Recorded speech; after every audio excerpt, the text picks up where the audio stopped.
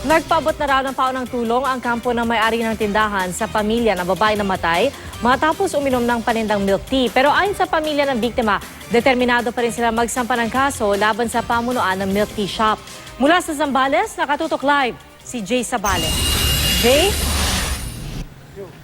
Pia, umaapela naman ang pamilya Dagohoy para sa mas mabilis sa pagtukoy sa sanhi ng pagkamatay ni Luzane, isa sa dalawang namatay matapos makainom ng biniling milk tea sa may Sampaloc, Maynila.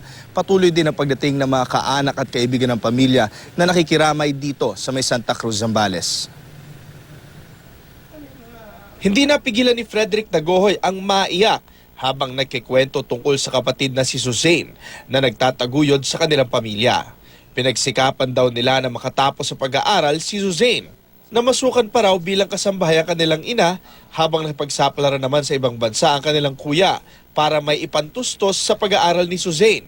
Hindi nila inakala na dahil lang sa milk tea ay matatapos ang buhay nito. Ginapang po namin ito ng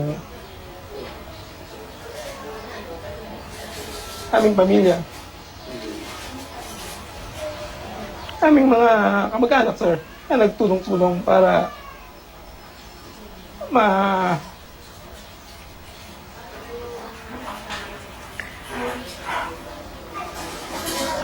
mapatapos po namin yung aming kapatid sa kanyang pag-aaral. Likas daw na matulungin si Suzanne maging sa kanilang komunidad.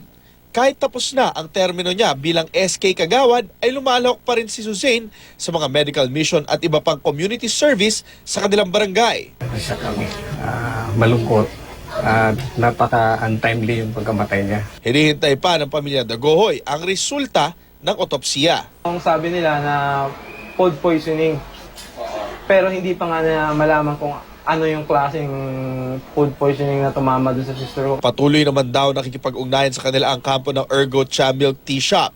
Nagpaabot na raw ito ng paunang tulong. Determinado rin daw silang magsampa ng kaso laban sa milk tea shop. Ayon naman sa pamilya ng may-ari ng Ergo Cha, hindi muna magpapa-interview ang pamilya tungkol sa insidente.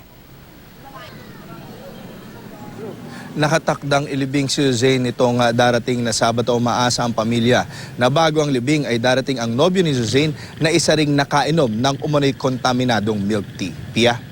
Maraming salamat, Jay Sabales.